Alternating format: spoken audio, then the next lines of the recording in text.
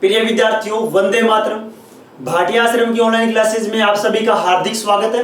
अपने कर रहे थे जलवायु और जो क्लाइमेट का जो चैप्टर है उसमें अपने लास्ट टॉपिक बचता है जो अपना दक्षिणी पश्चिमी मानसून, क्योंकि अपने सारे सिद्धांत कंप्लीट कर चुके हैं, कोपेन का जलवायु वर्गीकरण कर चुके हैं, किस तरीके से जलवायु जो अपने मानसून है वो किस तरीके से बनता है। और अब अपने बात करते हैं दक्षिणी पश्चिमी मानसून के बारे में कि भारत में किस प्रकार दक्षिणी पश्चिमी मानसून है, और इसी के साथ अपने बात करेंगे मानसूनी ऋतुओं के बारे में। ऋतु कौन सी है, ग्रीष्म ऋतु, शीत ऋतु, उस प्रकार उसमें किस प्रकार से मानसून प्रभावी रहता है भारत में, तो उस पर चर्चा करेंगे। तो सबसे पहले अपने बात करते हैं दक्षिणी पश्चिमी मानसून के बारे में। और ये दक्षिणी पश्चिमी जो मानसून है सामान्यतः क्या है, ये भारत में समय क्या रहता है, जून से सितंबर का समय रहता है दक्षिणी पश्चिमी मानसून का। मैप में बताऊंगा मैं आपको, पहले आप एक बार थ्योरी के रूप में पढ़ लें, फिर मैप में बताऊंगा, वैसे ही आपको याद होता जाएगा। तो भारत में दक्षिणी पश्चिमी मानसून का समय क्या रहता है, जून से सितंबर रहता है। और ये इस समय जून से सितंबर के समय क्या होता है, जो सूर्य होता है वो उत्तरायण होता है।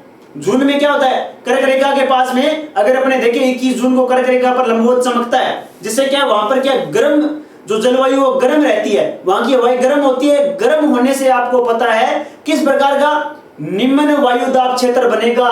तो ये बात कर रहा है कि उत्तर पश्चिमी भारत और पाकिस्तान में निम्न वायुदाब का क्षेत्र बनता है, और इससे उष्ण कटिबंधीय अभिसरण क्षेत्र क्या है, ITCZ कहां पर है, ये उत्तर की ओर खिसकता है। किधर, उत्तर की ओर खिसकता है और शिवालिक पर्वत के पार चला जाता है, जिससे जो भारत का मैदानी भाग है वहां पर क्या मानसून गर्त बन जाता है, मतलब वहां पर बहुत ही निम्न दाब का क्षेत्र बन जाता है, जिससे क्या है निम्न दाब को भरने के लिए दक्षिणी गोलार्ध में चलने वाली कौन सी दक्षिणी पूर्वी व्यापारिक पवने जो है, कौन सी दक्षिणी पूर्वी व्यापारिक पवने, ठीक है, वो क्या करती है, विषुवत रेखा को पार करके पूर्व की ओर मुड़ जाती है, पूर्व की ओर मुड़ जाती है और दक्षिणी पश्चिमी मानसून पवन का रूप ले लेती है। और यह मानसून भारत में सबसे पहले कहां पर आता है, अंडमान निकोबार द्वीपों में आता है। कब, 25 मई को। और भारत की जो मुख्य भूमि है कौन सी, स्थलाकृति भूमि, स्थल भूमि है, वहां पर जैसे अपने तमिलनाडु और केरल की जो भूमि है वहां पर ये 1 जून को पहुंचता है। हालांकि आजकल जलवायु में परिवर्तन हो रहा है, उसकी वजह से क्या है ये डिले भी होता जा रहा है, ठीक है। अब अगर अपने बात करें कि अपने मानसून की बात की थी, किस तरीके से ये प्रभावित होता है, जैसे मैंने आपको बताया कब, जून से सितंबर माह के अंदर क्या होता है कि भारत के उत्तर पश्चिमी भागों में जो ITCZ है उसकी वजह से एक जो मैदानी भाग है और जो पश्चिमी भाग है वहां पर एक निम्न दाब का क्षेत्र बन जाता है, जिससे क्या होता है दक्षिण से हवाएं खींचता है निम्न क्षेत्र, और उच्च दाब होता है दक्षिण में। और कौन सी हवाएं, दक्षिणी गोलार्ध में दक्षिण पूर्वी व्यापारिक पवने हैं, वो विषुवत रेखा को पार करके भारत की ओर आनी प्रारंभ हो जाती है और उसी से बनता है दक्षिणी पश्चिमी मानसून, ठीक है। और सबसे पहले 25 मई को अंडमान निकोबार में ये प्रवेश करता है, उसके बाद में 1 जून को मुख्य भूमि पर ये प्रवेश करता है। अब जो हवाएं हैं देखिए मैप के अंदर मैं आपको दिखाता हूं, जो मानसूनी गर्ता वो कहां पर बनता है, उत्तर पश्चिमी और जो मैदानी भाग है यहां पर बनता है ITCZ की वजह से। कब, जून में ITCZ की वजह से यहां पर क्या होता है, ये आता है निम्न दाब का क्षेत्र। कैसा, निम्न दाब का क्षेत्र।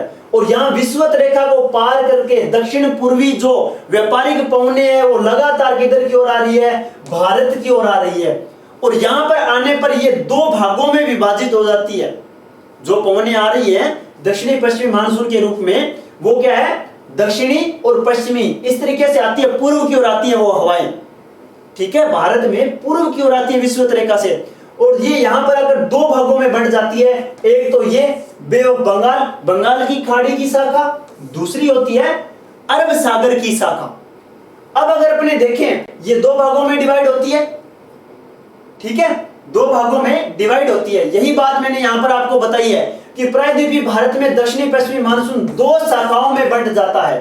बताया मैंने आपको कितने भागों में बंट जाता है, 2 भागों में। कौन सी, अरब सागर की शाखा, दूसरी है बंगाल की खाड़ी की शाखा। अब अगर अपने देखें कि इसके अलावा अब क्या अभी भी ये विभाजित होती है? बिल्कुल होती है। अरब सागर शाखा, बंगाल की खाड़ी की शाखा भी आगे विभाजित होती है। जैसे अरब सागर की शाखा 3 भागों में डिवाइड होती है। कैसे? यह शाखा 3 भागों में डिवाइड होती है। कैसे? पहली शाखा पश्चिमी घाट पर पहुंचती है। पहली शाखा पश्चिमी घाट पर पहुंचती है। देखिए, पहली शाखा यहां पर पश्चिमी घाट में पहुंचती है। ठीक है, पहली शाखा अगर अपने देखें कहां पर, यहां पर पश्चिमी घाट में पहुंचती है। और ये क्या करती है? टकराती है किससे? यहां पर पश्चिमी घाट से। और कहां पर वर्षा करती है? पश्चिमी घाट में टकराने के बाद, ये पश्चिमी घाट है, टकराकर यहीं पर वर्षा करती है पश्चिमी ढलानों पर। कहां पर? पश्चिमी ढलानों पर यहां पर वर्षा करती है। और जो पश्चिमी घाट का इधर का, ये आगे का जो पूर्वी भाग है, यहां पर वर्षा नहीं होती। ये रहता है वृष्टि छाया क्षेत्र, जहां पर वर्षा नहीं होती। मतलब कि किसी पहाड़ी के आने के बाद एक तरफ उसके वर्षा होती है, दूसरी तरफ क्या है, उसका सूखा प्रदेश रहता है, उसे वृष्टि छाया क्षेत्र कहते हैं। ठीक है, तो ये पहली जो शाखा है इसकी आती है पश्चिमी घाट से टकराती है और पश्चिमी ढलानों पर क्या करती है? ये वर्षा करती है। अब इसकी दूसरी शाखा, अब इसकी अपने दूसरी शाखा पढ़ते हैं। दूसरी शाखा ये है, इसकी दूसरी शाखा ये कहती है कि मुंबई के उत्तर में कौन सी? नर्मदा और तापी जो नदियां किससे बहती है? ये भ्रंश घाटी से बहती है। तो क्या वो भ्रंश है जो दर्रा बना हुआ है, उससे भी जो हवाएं अंदर की ओर आ सकती हैं? आ सकती हैं, बिल्कुल आ सकती हैं। कैसे? देखिए, मैप के अंदर बताता हूं आपको। ये जो नर्मदा और तापी का जो भ्रंश है, ये यहां पर नर्मदा और तापी का जो भ्रंश है, इन भ्रंश से हवाएं प्रवेश करती है उत्तरी मैदान से। उत्तरी मैदान में ये पहुंच जाती है आगे तक। नर्मदा और तापी इसके जो भाग है, जो भ्रंश है, उससे ये प्रभावित होती है और आगे अपने उत्तरी मैदान तक ये पहुंचती है। और मध्य भारत में भी इससे वर्षा होती है। कौन सी शाखा? दूसरी शाखा नर्मदा और तापी के भ्रंश से प्रभावित होती हुई मध्य भारत तक जाती है। ठीक है, अब तीसरी शाखा है वो सौराष्ट्र प्रायद्वीप और कच्छ से टकराती है और अरावली के साथ साथ पश्चिमी राजस्थान को पार करती है और शिवालिक तक जाती है। और वहां तक क्या है? बहुत ही कम वर्षा, क्योंकि आर्द्रता कम हो जाती है। वहां तक जाते जाते आर्द्रता कम हो जाती है, क्योंकि पश्चिमी राजस्थान क्या मरुस्थलीय क्षेत्र है, गर्म जलवायु वाला क्षेत्र है, जिसकी वजह से आर्द्रता कम होती जाती है, जिससे वर्षा भी कम होती जाती है। ठीक है, देखिए किस तरीके से मैप में आते हैं अपने। बात हो रही है कच्छ के रण से सौराष्ट्र का प्रदेश, काठियावाड़ का प्रदेश। अब जो कच्छ का क्षेत्र है, यहां से एक शाखा प्रभावित होती है और ये पाकिस्तान के पास यहां सीमा बनाता हुआ पश्चिमी राजस्थान से शिवालिक तक जाती है। लेकिन वर्षा क्या है? इससे बहुत ही कम होती है। तो जो अरब सागर की शाखा है वो 3 भागों में डिवाइड होती है। पहला, पश्चिमी घाट से टकराती है और पश्चिमी घाट के पश्चिमी ढलानों पर ही वर्षा करती है, पूर्वी ढलानों पर नहीं करती, क्योंकि वो वृष्टि छाया क्षेत्र बन जाता है।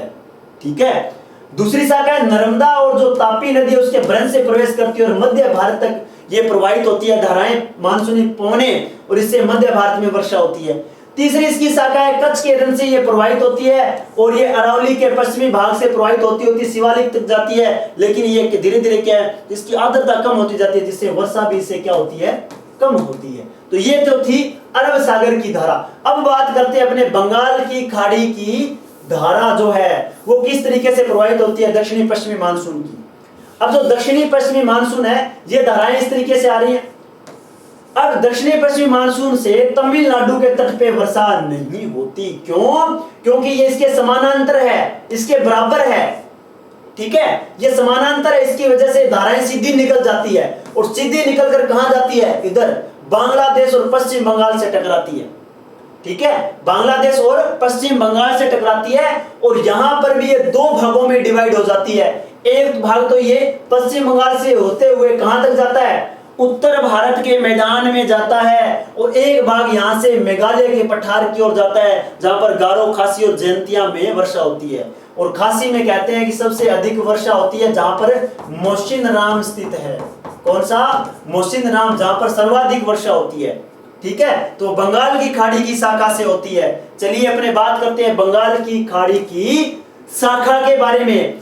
ये शाखा क्या है, म्यांमार के तट तथा दक्षिणी पूर्वी बांग्लादेश के कुछ भागों से टकराती है, क्योंकि म्यांमार में एक पर्वत श्रेणी है, मैंने आपको बताया था हिमालय का भाग है, जो कौन सी, अराकान योमा पर्वत श्रेणी, उससे टकराती है और वहां से ये मुड़ जाती है किधर की ओर, देखिए किस तरीके से वहां से ये मुड़ जाती है, अराकान योमा ये इधर की ओर, अब ये बांग्लादेश आ गया, आगे ये अराकान योमा से टकराती है और ये इधर की ओर मुड़ती है, वापिस इधर से हवाएं आती है, अराकान से टकराती है, यहाँ पर वर्षा करती है और इधर की ओर मुड़ती है, इधर से एक तो चली जाती है किधर, उत्तर भारत के मैदान की ओर, एक यहाँ क्या है, मेघालय के पठार की ओर चली जाती है।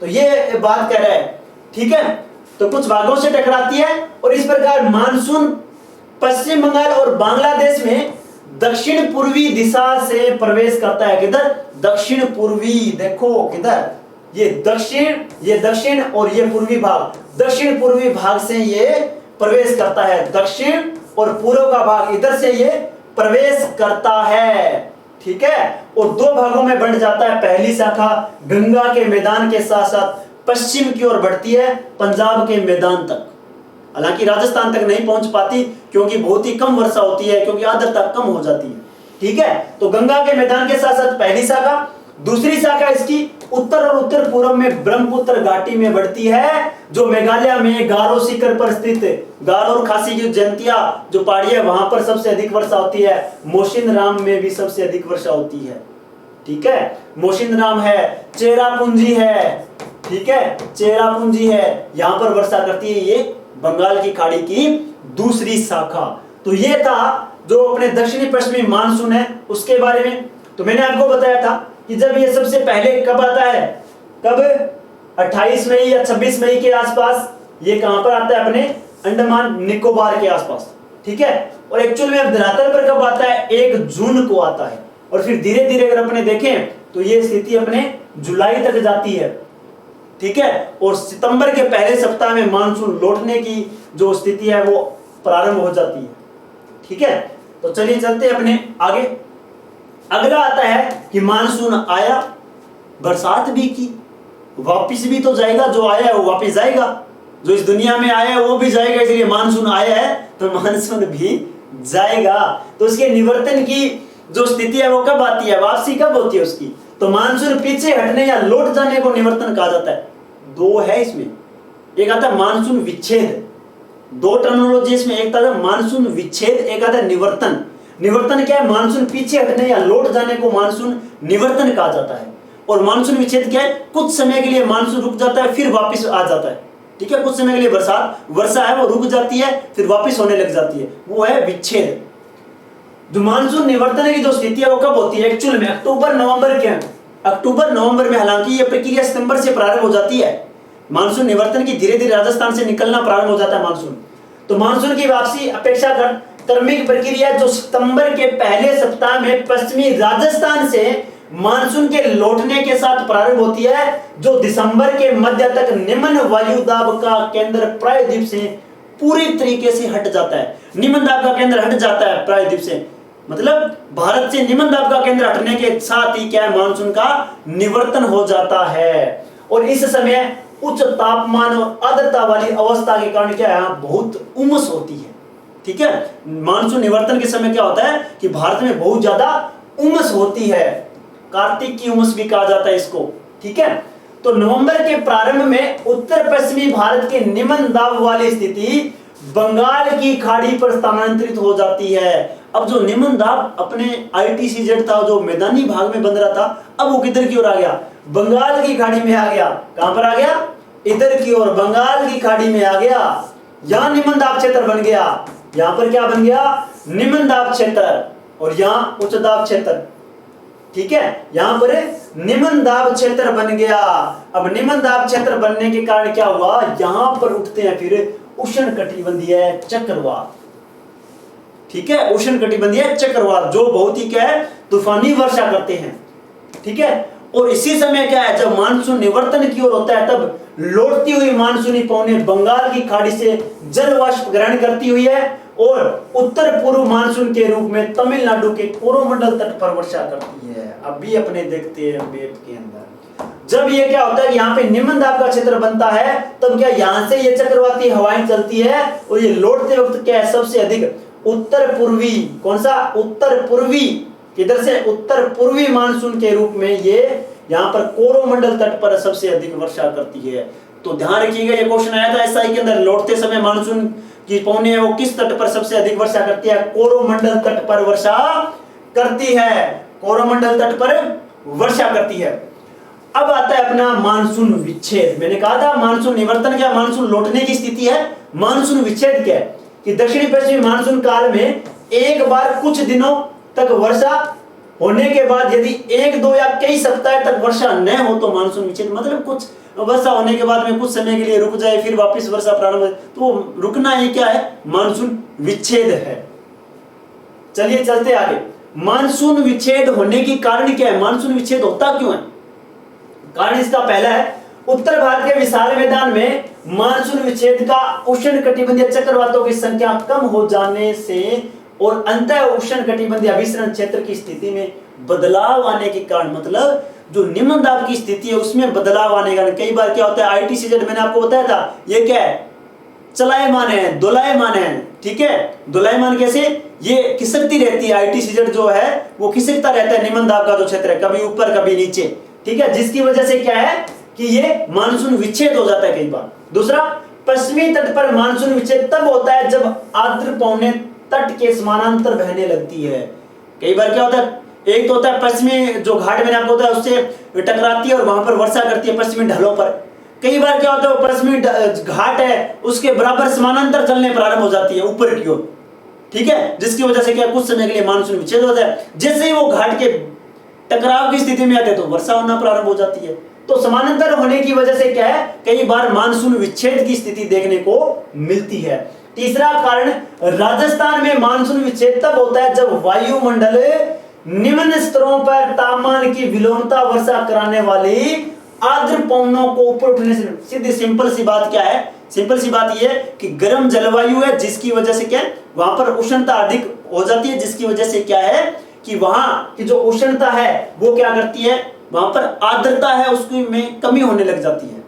कैसे, जैसे मान लो कि जो राजस्थानी का जो भाग है वहां पर क्या है, जो आर्द्रता कम होने लगती है, जिससे क्या मानसून में धीरे धीरे क्या होता है, विच्छेद होना प्रारंभ हो जाता है, ठीक है। तो ये बात यही कह रहा है, मानसून विच्छेद तब होता है जब वायुमंडल निम्न स्तरों पर तापमान की विलोमता, तापमान क्या है, कहीं तापमान ज्यादा कहीं पे कम, ठीक है, वर्षा कराने वाली आर्द्र पवनों को ऊपर उठने से रोक देती है, ठीक है। मान लो नीचे निम्न तापमान है, ऊपर क्या है उच्च दाब हो गया, मान लो आर्द्रता है ऊपर, ठीक है, नीचे आर्द्रता हो गई, उसके ऊपर क्या है अपने गर्म हवाएं आ गई, जिसकी वजह से क्या है क्या पूरा अगर वर्षा का जो वातावरण बनता है वो बनने लायक रहते ही नहीं है, जो संचरण होना चाहिए वो संचरण नहीं होता। तो इस वजह से क्या है कुछ समय के लिए मानसून विच्छेद हो जाता है, ठीक है। अब अपने बात करते हैं मानसून ऋतु पर कि मानसून की ऋतु अपने भारत में किस तरीके से मानसून को निर्धारित करती है ऋतुएं। पहले अपने बात करते हैं शीत ऋतु पर, पहले अपने शीत ऋतु पर बात नहीं करते, पहले अपने बात करते हैं ग्रीष्म ऋतु पर। ग्रीष्म ऋतु में क्या होता है कि ग्रीष्म ऋतु कब से होती है, मार्च से मध्य जून तक, मार्च से मध्य जून तक। और मानसून कब आता है, जून में आता है, कब, मुख्य भूमि पर 1 जून को आता है। तो मार्च से जून की जो ग्रीष्म ऋतु होती है इसमें क्या होता है, 21 मार्च को सूर्य विषुवत रेखा पर चमकता है और 23 जून को कर्क रेखा पर चमकता है। अब जैसे कर्क रेखा पर चमकेगा कब, 23 जून को, और भारत में मानसून कब आ रहा है 1 जून को, मतलब 22 दिन के बाद मानसून आने के कि भारत में क्या होने वाली है स्थिति, गर्म क्या बनने वाला है, निम्न वायुदाब क्षेत्र बनने वाला है। तो सीधी सी बात है हवाएं तो पवनें तो आएंगी उत्तर भारत के मैदान की ओर। तो अत्यधिक तापमान के कारण क्या होता है, उत्तर पश्चिमी भारत में तेज गर्म हवाएं चलती है जिन्हें लू कहा जाता है, ग्रीष्म ऋतु में लू चलती है। और उत्तर पश्चिमी भारत में उच्च वायुदाब धीरे धीरे निम्न वायुदाब में बदल जाता है, जिससे दक्षिण पूर्वी आर्द्र समुद्री पवनें तूफान की उत्पत्ति करती है, जिससे मानसून से पूर्व की वर्षा कहा जाता है कि मानसून से पहले की जो वर्षा होती है वो इस वजह से ही होती है कि यहाँ पर एक निम्न दाब का जो क्षेत्र बनता है, जिससे उच्च दाब से धीरे धीरे निम्न दाब का जो क्षेत्र बनता है उस समय थोड़ी मानसून से पहले की वर्षा होती है, ठीक है। तो ये था ग्रीष्म ऋतु में। और इस वर्षा को मानसून से पहले ना कुछ वर्षा होती है जो किससे अगर अपने देखें तूफान के रूप में होती है कई बार, ठीक है, तूफान के रूप में, कई बार क्या बहुत ही कम वर्षा होती है, धीमी धीमी बौछारों के रूप में। तो इनको विभिन्न भागों में, विभिन्न क्षेत्रों में भारत के अलग अलग नामों से जाना जाता है। असम के अंदर इसे चाय वर्षा कहते हैं, क्योंकि चाय की खेती के लिए बहुत ही लाभदायक सिद्ध होती है। बंगाल में इसे काल वैसाखी, क्योंकि ये बहुत ही चक्रवाती तूफानी रूप में आती है, काल वैसाखी के नाम से जाना जाता है। केरल में आमर वर्षा, कर्नाटक में कॉफी वर्षा या चेरी ब्लॉसम, ओडिशा में नार्वेस्टर, बहुत ही इंपॉर्टेंट है, ध्यान रखिएगा। ओडिशा के अंदर क्या है, नार्वेस्टर के रूप में जो ये वर्षा होती है। तो ये अपने ग्रीष्म ऋतु के अंदर जो मानसून है उसके बारे में पढ़ा। अब अपने पढ़ते हैं शीत ऋतु के अंदर। ग्रीष्म ऋतु में दक्षिणी पश्चिमी मानसून आ गया, सीधी सी बात है, ठीक है, दक्षिणी पश्चिमी मानसून आ गया ग्रीष्म ऋतु में। लेकिन शीत ऋतु में क्या वर्षा होती है? वर्षा नहीं होती, लेकिन थोड़ी मावट के रूप में थोड़ी थोड़ी वर्षा होती है। मध्य दिसंबर से फरवरी तक का जो माह होता है वो शीत ऋतु का होता है। और सूर्य के दक्षिणायन, पहले क्या उत्तरायण था, उत्तरी गोलार्ध में था, ये धीरे धीरे क्या है मकर रेखा पर चमकना प्रारंभ हो जाता है, जिससे क्या है जो निम्न दाब का क्षेत्र है वो मकर रेखा की तरफ हो जाता है। तो सूर्य के दक्षिणायन होने के कारण उत्तर पश्चिमी भारत में उच्च दाब का क्षेत्र बन जाता है। और भारत में क्या है उच्च दाब का क्षेत्र बन गया, जिसकी वजह से क्या है उत्तर पश्चिमी भारत में पवन का प्रवाह पूर्व की ओर होता है, जिसे उत्तर पूर्वी व्यापारिक पवनों के प्रभाव से वर्षा होती है। और इस वर्षा को पश्चिमी विक्षोभ या मावट कहा जाता है। मैप के अंदर दिखाता हूं मैं आपको किस तरीके से। अब क्या है कि यहां पर मैप के अंदर मैं आपको बताता हूं किस तरीके से ये वर्षा होती है,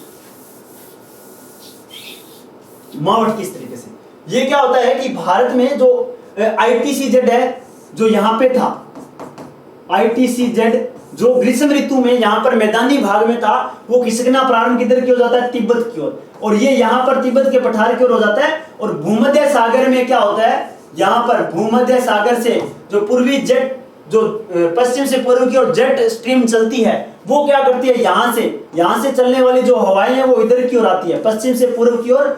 और भूमध्य सागर और कैस्पियन सागर, इनसे आर्द्रता ग्रहण करते हुए हवाएं चलती है तिब्बत की ओर। ये क्या करती है, फिर तिब्बत के पठार से टकराती है और दो भागों में डिवाइड हो जाती है, एक तो तिब्बत के उत्तर से और एक तिब्बत के दक्षिण से।